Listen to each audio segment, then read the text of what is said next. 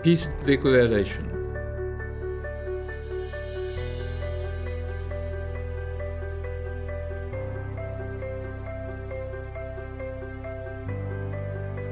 Eight years ago, Hiroshima was strewn with bodies, too damaged to identify even their sex. One hibakusha ignored the many glass shards piercing her body to cremate her father with her own hands.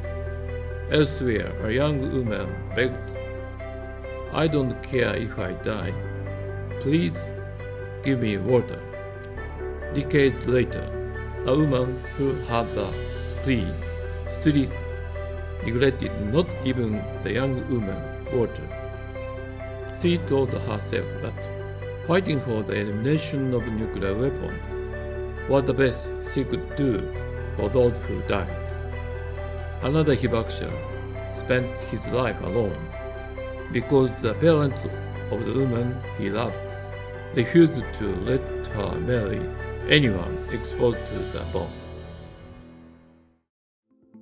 One hibakusha leader frequently reminded younger audiences, building a peaceful world without nuclear weapons will demand our never give up spirit. We have to talk and keep talking to people who hold opposing views. Today, conveying the ardent plea for peace derived from hibakusha experiences is more crucial than ever. The United States and Russia still possess about 90% of the world's nuclear warheads. Russia's invasion of Ukraine and the chaos in the Middle East are accelerating military build-ups around the world. Feeling the pressure of this situation, policymakers in some countries even accept the idea that nuclear weapons are essential for national defense. These developments flagrantly disregard the lesson the international community should have learned from the tragedies of history.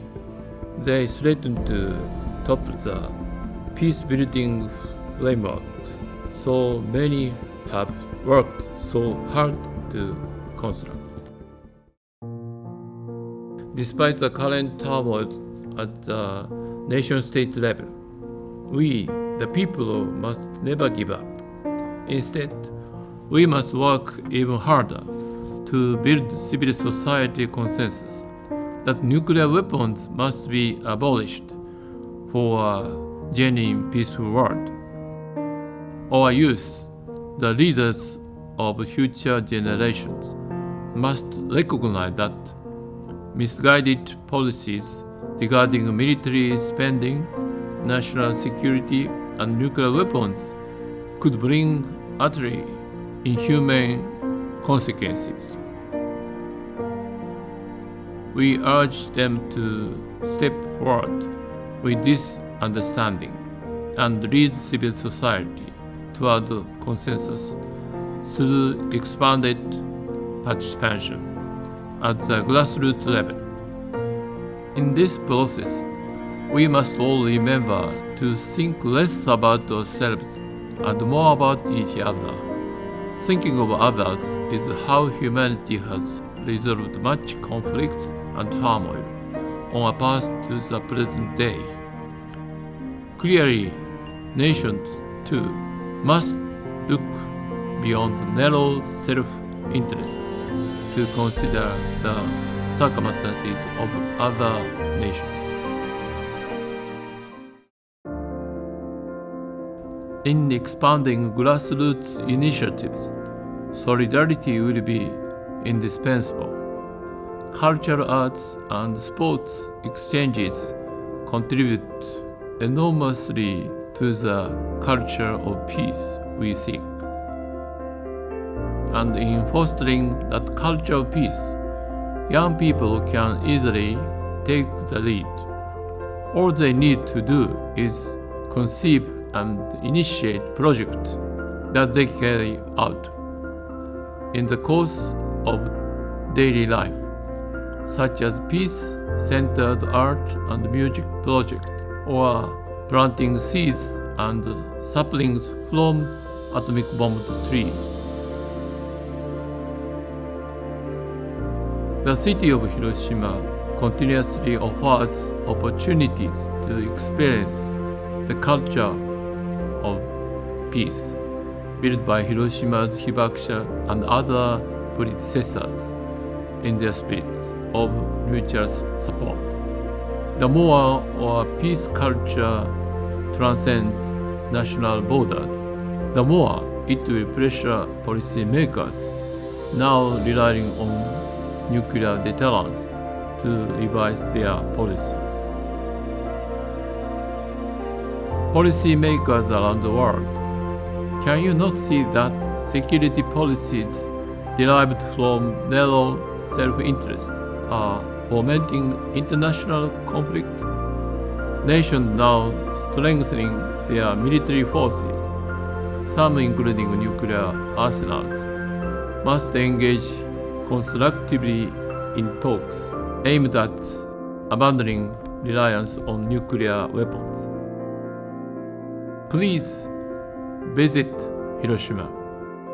Witness with your own eyes what an atomic bombing does. Take to heart the peace-loving spirit of Hiroshima. Then begin immediately discussing a security framework based on trust through dialogue. Japan is the only nation that has suffered an atomic bombing in war. The Japanese government represents a people who aspire to genuine and lasting peace. Hiroshima demands that our government lead toward unification of our divided international community. As president of Mayors for Peace, already the world's largest network of peace cities and still growing, the city of Hiroshima will collaborate with our more than 8,500 member cities worldwide to instill the culture of peace, which stand in firm opposition to military force. We will call on policymakers to revise their policies. We call on Japan, for example, to sign and ratify the Treaty on the Prohibition of Nuclear Weapons. Doing so would manifest the spirit of Hiroshima and begin to answer the supplication of our hibakusha, represented by Nihon Hidankyo, last year's Nobel Peace Prize recipient. The Nuclear Non-Proliferation Treaty is on the brink of dysfunctionality. The TPNW should serve as strong support for that treaty, helping it remain the cornerstone of the nuclear disarmament and non-proliferation regime. We demand that Japan at least participate as an observer during the first TPNW review conference next year. Furthermore, in light of the intensified global challenges of coping with radiation damage due to nuclear testing, we demand that our government strengthen measures of support for all hibakusha, including those living abroad. With their average age now exceeding 86, they still face myriad hardship caused by radiation damage to their mind and bodies. At this peace memorial ceremony, marking 8 years since atomic bombing, we offer our heartfelt condolences to the souls of the victims of the atomic bombings. We renew our determination to work together with Nagasaki and with like-minded people around the world to reach humanity's long-sought goal, the abolition of nuclear weapons, leading to lasting world peace. August 6, 2025, Matsui Kazumi, Mayor, the City of Hiroshima.